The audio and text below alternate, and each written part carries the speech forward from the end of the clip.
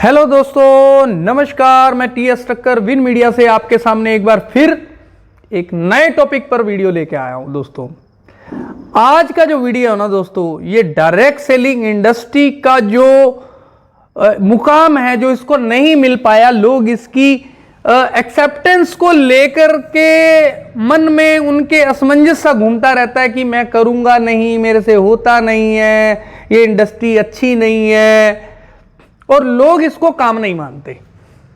उन सब बातों के पॉइंट्स दर पॉइंट्स मैं आपको ये सारी के सारी क्लैरिटी दूंगा, ताकि आप जो लोग इस इंडस्ट्री को लेकर अभी अछूते हैं या उनके मन में इसके प्रति वो इज्जत नहीं है जो होनी चाहिए, आप उसको ये वीडियो भेज दीजिएगा, आपका काम हो जाएगा। तो सबसे पहले स्टार्ट करते हैं कि डायरेक्ट सेलिंग एक्चुअल में है क्या। थोड़ा सा इसके नाम को ही आप फोकस करिए। डायरेक्ट सेलिंग मतलब कि यहां पे जो भी प्रोडक्ट है वो सीधा का सीधा कस्टमर के पास पहुंचने वाला। ये बात समझ लीजिए, सीधा कस्टमर के पास पहुंचने वाला है। अगर आप Amazon की बात करें, फ्लिपकार्ट की बात करें, ई कॉमर्स पोर्टल्स की बात करें, मैं किसी का प्रमोशन नहीं कर रहा यहां पे, ना मैं किसी का विरोध कर रहा हूं, मैं जस्ट एग्जाम्पल के लिए कुछ ना कुछ तो नाम लेने ही पड़ेंगे ना। तो जो Amazon है वो थर्ड पार्टी है, वहां पे एक सेलर प्रोडक्ट रखता है। वो सेलर मैन्युफैक्चरर भी हो सकता है, वो सेलर थर्ड पार्टी भी हो सकता है, फिर वो जाके कंज्यूमर के पास पहुंचती है। वो भी एक तरह का एक मॉडल है जिसमें सेलर भी कमाता है और बीच में मीडिएटर Amazon भी कमाता है। दो ही लोग कमाते हैं, और जो पीछे प्रोडक्ट होता है उसके ऊपर सारी एडवर्टीजमेंट है, लोग उसको जानते हैं, सर्च करते हैं और बाय करते हैं। वो भी एक तरह का बिजनेस मॉडल है। एक अगर सुनार की बात करें, जो जिसको गोल्ड स्मिथ बोलते हैं, ज्वेलर बोलते हैं, वो क्या करता है, दो तरह के मॉडल में रन करता है अपने बिजनेस को। पहला, वो अपने रॉ मटेरियल गोल्ड को हार्ड में खरीदता है, फिर उसको सांचे में ढाल के उसके जो ज्वेलरी बनाता है और उसमें अपना परसेंटेज ऐड करके उसको बेच लेता है। और एक तरह के ज्वेलर क्या होते हैं कि वो बना बनाया हार, बने बनाए सेट, बने बनाए डिजाइन ले आते हैं और वो मार्केट में उसको बेचते हैं। ये भी एक तरह का बिजनेस मॉडल है। तो दोस्तों, जिस तरह से मार्केट में अलग अलग तरह के जो बिजनेस हो रहे हैं, जैसे एक मॉल है, मॉल के अंदर जाते हैं कि हम एक ट्रॉली लेके जाते हैं, एक प्रोडक्ट वहां से उठाते हैं। वहीं किसी एक छोटी दुकान पे जाते हैं, वो एक प्रोडक्ट आपको ला के देता है आपकी डिमांड पर, तो वो भी एक तरह का बिजनेस मॉडल है। तो ये मार्केट में सारे तरह के ना बिजनेस मॉडल हैं, और इन सब बिजनेस मॉडल के ऊपर एक छोटा सा मार्जिन हमें मिलता है। समझ रहे हैं? जहां पे इतनी बड़ी इन्वेस्टमेंट, यानी कि आपको एक शॉप खोलनी, किराना शॉप भी खोलनी है, तो आपको 10 से 15 लाख रुपए मिनिमम चाहिए, और एक छोटे से मार्जिन पे काम करते हैं आप। उससे आज 5 से 10 साल के आप उसके लॉयल कस्टमर हैं, 5 से 10 लाख का आपने उससे सामान खरीद लिया, क्या आपको वो 50 रुपए की भी चीज भी साथ में फ्री दे पा रहा है? क्या नहीं दे पा रहा ना। और हम उस बिजनेस मॉडल को बहुत बढ़िया मानते हैं। वहीं दूसरी ओर डायरेक्ट सेलिंग के अंदर, जहां पे आपकी इन्वेस्टमेंट नहीं है और बड़ा पैसा मिल रहा है, तो आपको वो जो माइंड है ना, वो एक्सेप्ट नहीं कर पा रहा।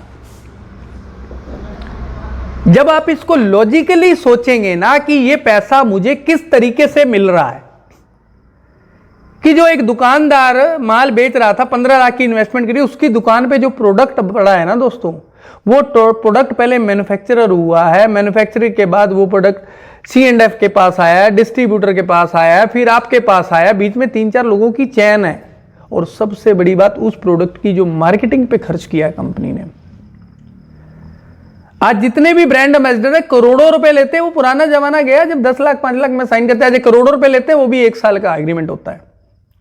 और जो जिस टीवी चैनल पर ऐड चलती है उसका करोड़ों का बजट है, एयरपोर्ट पे एडवर्टाइजमेंट चलती है, करोड़ों का बजट है, सिटी के अंदर बड़ी बड़ी होल्डिंग्स लग रही है, करोड़ों का बजट है, क्योंकि हर जगह पर अपने को वो प्रोडक्ट देखने को मिलता है। और आजकल तो जो सोशल मीडिया है, वो भी प्रोडक्ट आपको वहां पे दिखता है, वहां पे भी उनका करोड़ों का बजट है।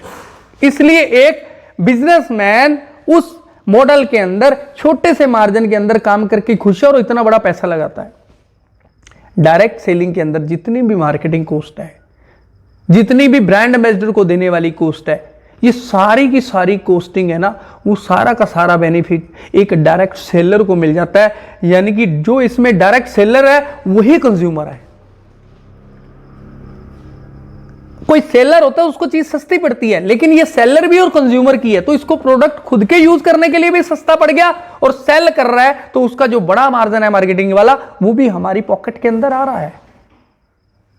भाई आप एमबीए की स्टडी कर लो, उसके अंदर भी डायरेक्ट सेलिंग आ गई है। आजकल तो डायरेक्ट सेलिंग, आप बैंकों में भी फॉर्म भरते तो उसमें भी एक जब अपने वो ऑक्यूपेशन चुनते हैं तो वहां पे भी डायरेक्ट सेलिंग का ऑप्शन है।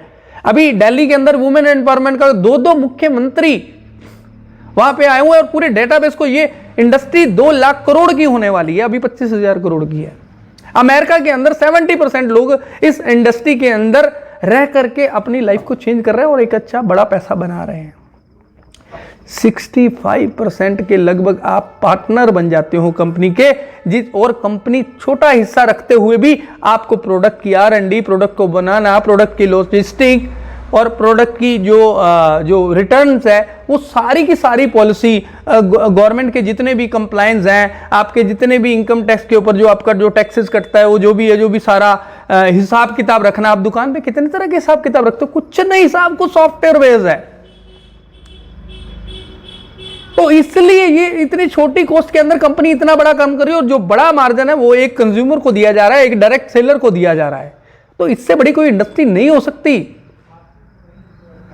आप इसको एनालाइज करिए, इस मॉडल को डीपली अंदर जाके देखें। ये एक तरह का व्यवसाय है जहां पे 2 लाख करोड़ की इंडस्ट्री हो और हम बोले यार ये कुछ भी नहीं है। पीछे कोई लॉजिक तो चाहिए। आप खुद सोचिए ना। अब आ जाते हैं सक्सेस रेशो के ऊपर। जो भ्रांति, दूसरी भ्रांति क्या है? पहले तो बिजनेस मॉडल को मैंने आपको समझाइया कि किस तरह से काम करता है, क्यों आपको एक बेटर कमीशन, बड़ा कमीशन मिल रहा है। अब इसकी सक्सेस रेशो के ऊपर आइए।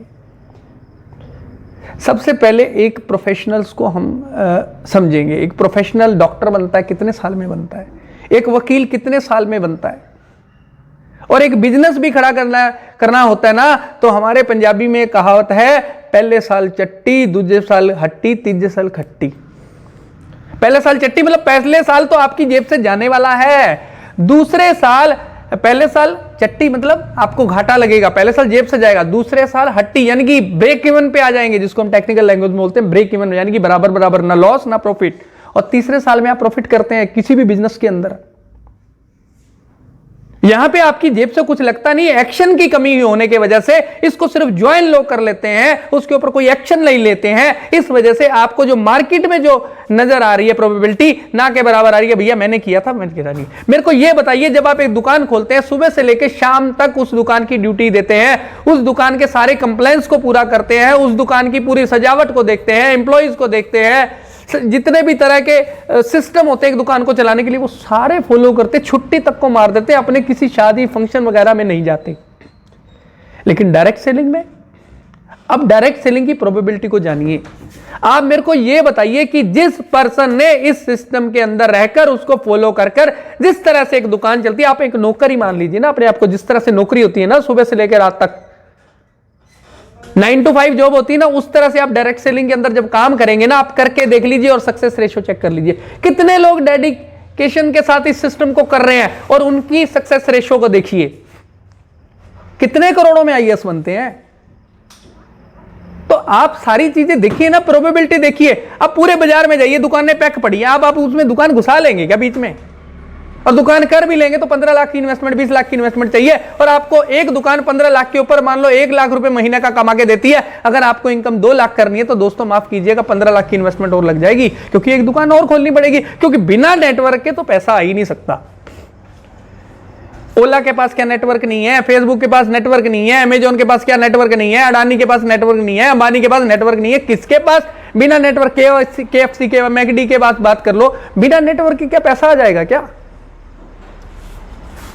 तो ये बहुत इजीली चीज अवेलेबल हो गई है, तो इसकी कदर नहीं है। बस इस वीडियो को शेयर कर दीजिए, पहुंचा दीजिए उन तक जो इस इंडस्ट्री को लेके कम से कम सोचने में तो मजबूर हो जाए। और जब आप इसकी R&D करेंगे, सर मैंने दोस्त ऐसे ऐसे इस इंडस्ट्री के अंदर लोगों को देखा है जो अपनी लाखों की इनकम के साथ इसको बिल्ड करके उस लाखों की इनकम को भी क्रॉस कर दिए, क्योंकि उन्होंने बिजनेस मॉडल को समझा।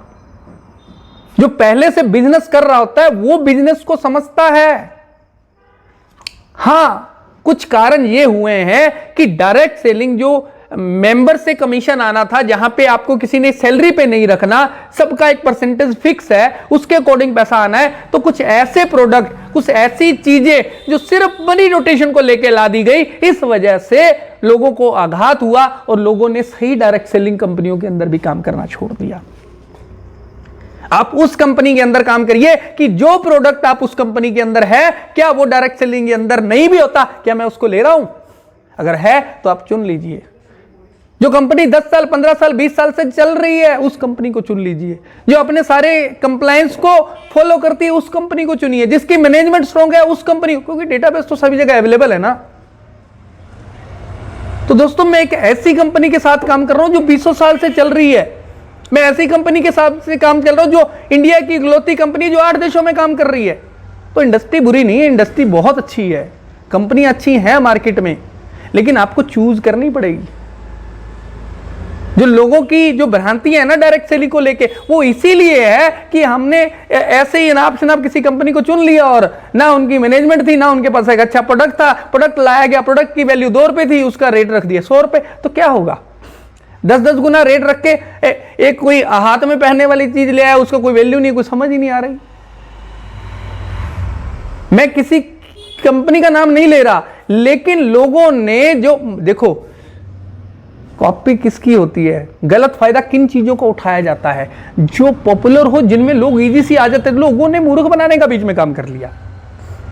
तो इस वजह से ये हुआ। अच्छी कंपनी के अंदर अच्छे, अगर ये अच्छी नहीं हो तो मेरे को बताइए, अगर हम स्टडी के अंदर बिजनेस मॉडल्स को तो पढ़ाते हैं, अभी कितने तरह के बिजनेस मॉडल होते हैं, तो इसको क्यों पढ़ाया जा रहा है? अब बात को समझिए, इसको क्यों पढ़ाया जा रहा है? वो इसलिए पढ़ाया जा रहा है क्योंकि ये भी एक डिस्ट्रीब्यूशन का, ये एक बिजनेस करने का एक मॉडल है और ऑथेंटिकेट है, मॉडल है, हवा वाली बात नहीं है। तो अगर आप मेरे वीडियो को देख रहे हैं तो कम से कम अगर आप इंडस्ट्री के बारे में जानना चाहते हैं तो मेरे से आप राय ले सकते हैं। मैं नहीं चाहता कि आपको लग रहा हो कि अपनी कंपनी को प्रमोट, मैंने तो अपनी कंपनी का नाम भी नहीं लिया। आप मेरे से एडवाइस ले सकते हैं, मैं आपको गाइड कर सकता हूं कि जो आप कंपनी में जा रहे हैं उसके कुछ पैरामीटर्स हैं।